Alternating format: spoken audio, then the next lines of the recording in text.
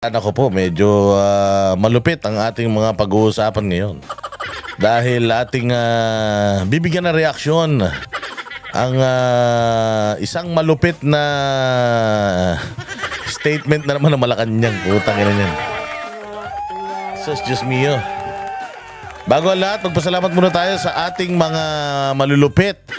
Sa ating mga malulupit na mga subscribers at saka yung mga bagong subscribers natin, rest assured na hindi po kayo mabuburyong sa channel na ito. Ito pong channel na ito ay para lamang po sa mga matitigas ang puso. Bawal po itong channel na to doon sa mga malalambot ang puso, mga relihiyoso. Bawal po itong channel na to doon sa mga madasalin. Dahil dito china-channel natin lahat ng kademonyohan. At ihambalos natin sa mukha, puso at isipan ng lahat ng mga buwisit sa lipunan. Naku po, Diyos ko po. Ay, teka lang ha. Parang ilulup natin yung ating background music. Ganda-ganda pa naman. Bagong-bago yan. Napapanahon ngayon, mga bossing, yung ating bagong background music. Maraming salamat sa nag-share.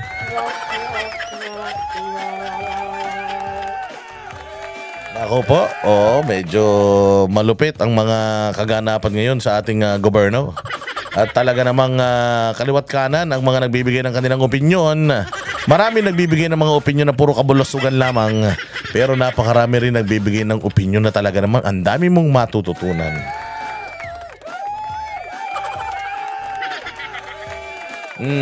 Kaya, ayan, pasalamatan natin lahat ng mga nagla-like at nag-share dito sa ating live stream. Importante yung like at saka yung share, ha? Pero pinaka-importante sa lahat, doon sa mga nanonood dito na hindi pa po nag-subscribe. Kasi minsan, masaya talaga dito sa channel natin.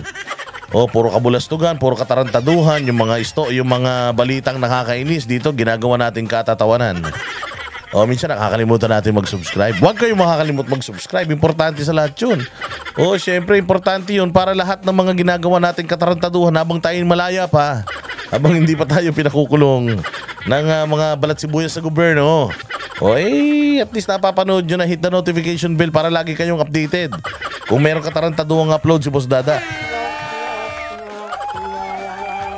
At ito na naman ang pinakamasayahin na vlogger ng Balat ng Lupa, Balateros, si Boss Dada. Dito na naman tayo magkukutsain na naman natin ng mga kupal. Yung mga bobo sa gobyerno. Dito sa channel natin tayo lang matalino. Channel natin to Tangina, alam nga naman sila matalino. Siyempre channel natin to. Kung gusto nilang sila matalino, gumawa sila channel nila. Gusto nila, banatan nila tayo araw-araw, murahin nila tayo araw-araw, wala tayong pakialam. Basta pag minura natin sila araw-araw, kinupal natin sila araw-araw, dapat wala rin silang pakialam. Sabi ko nga, hindi ba matatandaan ninyo itong si NBI Director Santiago? Sabi niya, meron daw siyang 20 vlogger na. Meron daw siyang 20 vlogger na pinaiimbestigahan na. At starting next week, magpaparesto na daw siya. Ang tanong ko lang, kasi yung isang vlogger, pinangalanan niya na si Marlica daw. Paano mo paparesto si Marlica? Unang-una sa lahat, hindi naman si Marlica po ay isang Amerikana. Siya po ay isang citizen sa Amerika. Siya po ay, ang presidente niya, si Donald Trump. Ngayon, kung may problema kayo kay Marlica at sa mga pinagsasabi niyo tungkol sa Pilipinas, you have to go to Donald Trump. Ang problema, si Donald Trump hindi katulad ni Bongbong na ipagkakanuno yung kanyang citizen.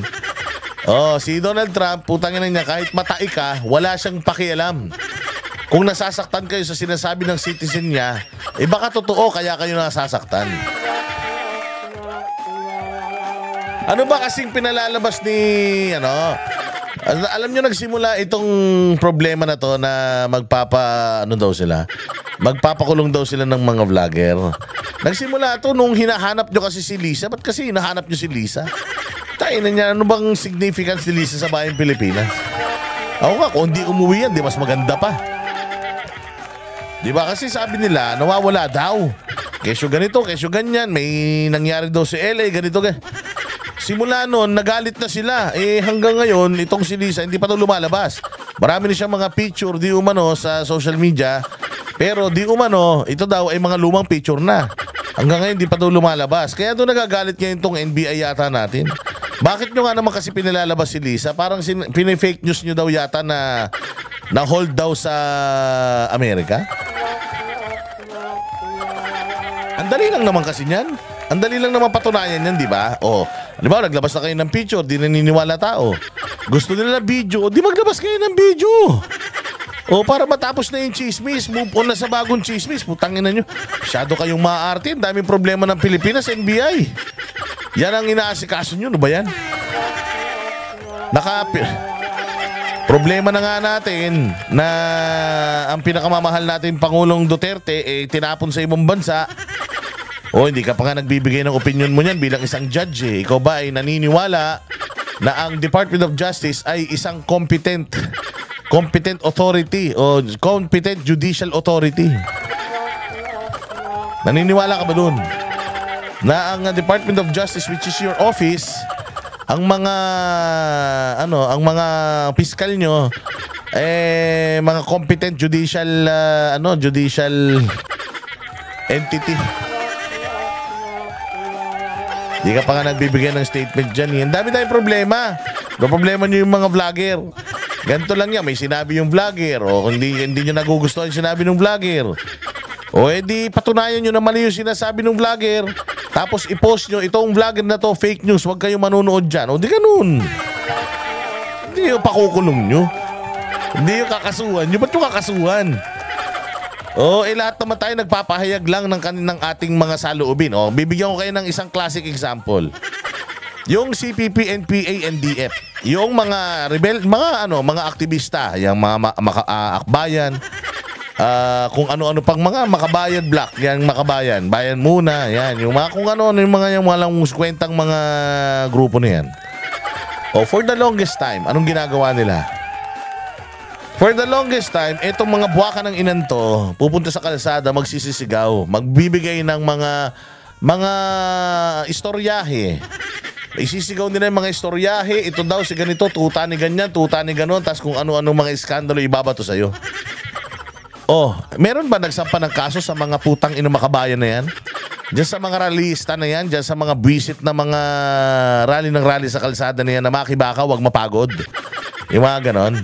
Wala naman, di ba? The fact na walang nagdidemanda sa mga yun is because it's within their rights. Bilang isang mga mamamayang Pilipino, karapatan nila magreklamo kung anong gusto nila sabihin nila. Ang tanong, may naniniwala ba? Hindi ba? Ang tagal-tagal na ng mga rebelde na yan.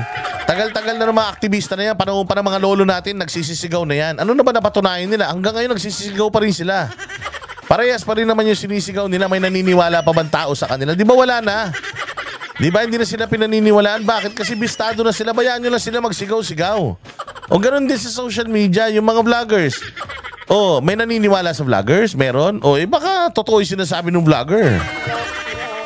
Kung walang naniniwala sa vlogger, di pabayaan nyo yung vlogger. Pag yung vlogger naman nagsalita tapos may naniwala, ibig sabihin pare-pareha silang trip. Trip nila yun. Di pabayaan nyo sila doon sa trip niya. Di patunayan nyo na lang kung sino man yung binabalita. Patunayan nyo na hindi totoo itong binabalita na itong isang vlogger. Pag napatunayan nyo na hindi totoo yung sinasabi, di sabihin nyo, pangalanan nyo, itong vlogger na to, huwag kayo maniniwala rito, puro fake news to. Hindi ba? Kakampi nyo naman ng media. Di gamitin nyo sa media. Hindi yung patatahimikin nyo. Didimanda nyo. Kakasuhan nyo. Para tumahimik. Walang ganun. Sabi nga ni Madam BP Sara, di ba? Pag ang dami-daming sinasabi ng mga komunista sa mga Duterte. Dami nilang bintang, dami nilang Si Inday Sara nagdemanda ba? Ang daming pagbabalahura kala Pangulong Duterte. Nagdemanda ba si Pangulong Duterte? Wala naman kasi nga parte yan ng iyong karapatan sa pagpapahayag. Sabi nga ni VP Sara, matagal nang marami, nakakainis man, nakakasakit man yung kanilang sinasabi sa akin, pero karapatan nila yun eh. Kung gusto nilang sabihin yun, pwede nilang sabihin yun. Ang issue dito is papaano ka magre-react doon sa mga sinasabi nila. Kung magre-react ka violently, ibig sabihin, guilty ka. Pero kung di mo papansin yung mga putang ina niyan, di napagod din yan. Masyado na kasi kayong bistado. Nahuhuli na yung mga galawan ninyo. Katulad yan, yung mga nawawalang mga tao pag hinanap ng mga DDS, putya yan. Ganun talaga buhay. Alam ninyo, kaya kami finalo ng daan-daan libong mga Pilipino. Dahil pare-parehas kami ng sentimiento. Kapag tinanggalan mo kami ng boses, di nawalan na ng pinapanood yung mga daan-daan libong nag-aabang ng mga content namin. Di pinigilan mo sila na magkaroon ng, kasi sabi nga we have freedom of choice. Pwede ka mamili anong gusto mo relihiyon, mall na puntahan, gusto mo, sinong gusto mong jowain, asawahin mo. Kung gusto mo, lalaki, babae, kung anong aso, asawahin mo. Karapatan mo yan, ikaw yan, buhay mo yan. Walang pigilan. Masyado kayong mga balat sibuyas No, si Marlican, hindi nyo yan hindi nyo yan mapapa-uwi dito. Dinimanda na yan sa Amerika presidente nga natin, pinatatrabaho na yan, hindi nga mapauwi-pauwi yan. Bakit? Matapang nga yan dahil hindi naman Pilipino yan Amerikano yan. Saklaw siya ng batas sa Amerika. At kung hindi man terorista yan, hindi yan ibibigay sa inyo ng Amerika, okay lang kayo. Hindi, ang Amerika hindi katulad ng Pilipinas. Ang Amerika hindi katulad ng Pilipinas na putang ina, sigaw na sigaw sa South China Sea, South China Sea, South China Sea. Sinasakop na tayo ng mga incheck. Putang ina niyan, ang tagal-tagal na nang sinisigaw yun. Hanggang ngayon, di pa naman tayo sinakop ng incheck. Pero ito, pinamigay natin sa Pangulong Duterte sa ibang lahi. Anak ng tinapay na yan, okay lang sa kanila. Puta, double standard. Sabi ko nga sa'yo, NBI Director, unahin mo na ipakulong o kasuhan si Pangulong Marcos. Dahil si Pangulong Marcos, bukod sa traidor na sa bayan, ipinamigay ang dati nating presidente, sinungaling. Siya ang kauna-unahang fake news sa Pilipinas. Mantakin mo, ang dami nagkalat na video, may sulat pa, sulat pa niya kay BP Sara, pirmado pa niya, na hindi siya makikialam in any shape or form. May ganun pa, tapos biglang, ito pinamigay si Duterte. Sinong fake news? Hindi lang fake news, sinungaling pa. Sabi ko nga sa'yo, impeachable offense yan, pagtatraidor yan sa bayan. Instead, unahin mo, para malinis mo bayan mo, Santiago, unahin mo si Bongbong.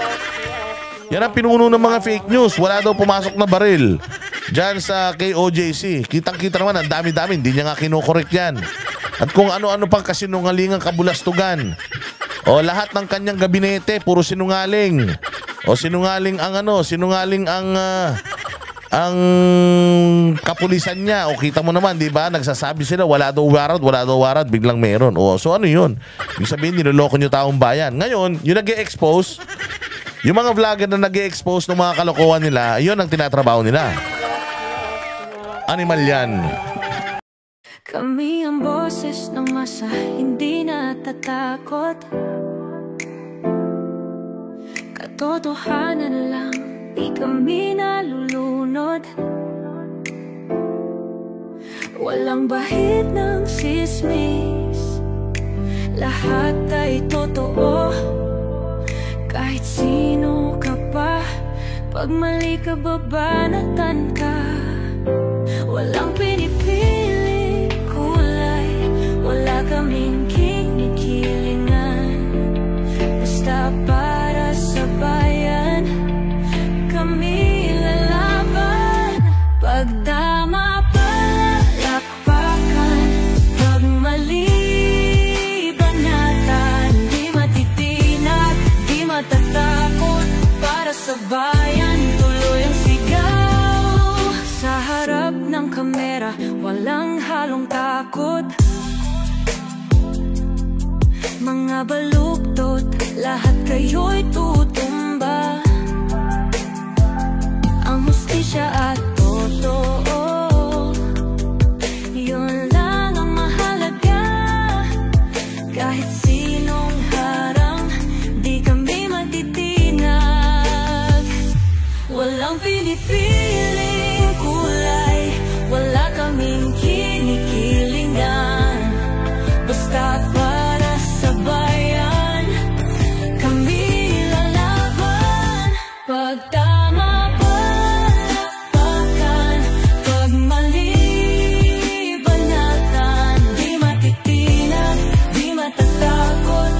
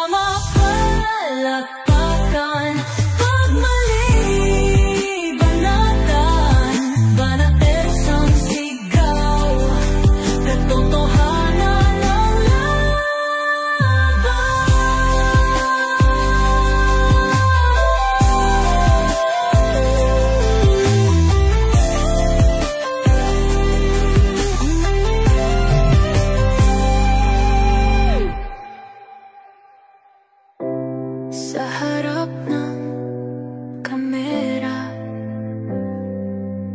Wala